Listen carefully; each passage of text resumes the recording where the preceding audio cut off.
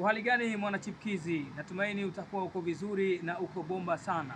Nichukue fursa hii kukukaribisha katika uwanja wa Gombani Stadium katika mchezo wetu ambao tunakwenda kucheza siku ya Jumapili ya tarehe 3 mwezi huu wa 5 mwaka 2026.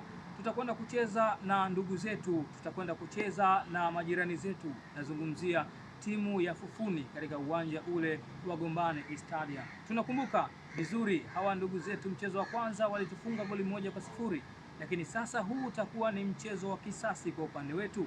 Tunadhamiria kwenda kulipa kisasi, kwenda kuchukua alama 3 muhimu ambazo zitatuweka sawa katika msimamo wa ligi kuu soka Zanzibar. Mwana chipkizi, na kuomba usikae nyumbani, tuungane kwa pamoja kwa ajili ya kwenda kuishangilia timu yetu ili iweze kupata ushindi wa alama 3, ili tupate alama 3 ili tuweze kujiweka sawa katika msimamo wa ligi. Mwana chipkizi, natumaini unatamani sana timu yako kuiona ikiendelea kupata matokeo mazuri. Sapoti yako itakwenda kuwafanya wachezaji wajisikie vizuri na kuweza kuifunga timu hiyo ya Fufuni. Tunasema kwamba alkisasu haku, na sisi kisasi ni haki yetu kwa ajili ya kwenda kumfanyia vibaya mno timu hiyo ya Fufuni.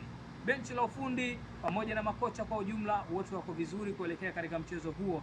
Sasa imebaki kwako wewe tu, mshabiki wa timu ya Chipkizi United, kujitokeza kwa wingi pale kwa ajili ya kuisupport timu yako ili tuweze kupata alama 3.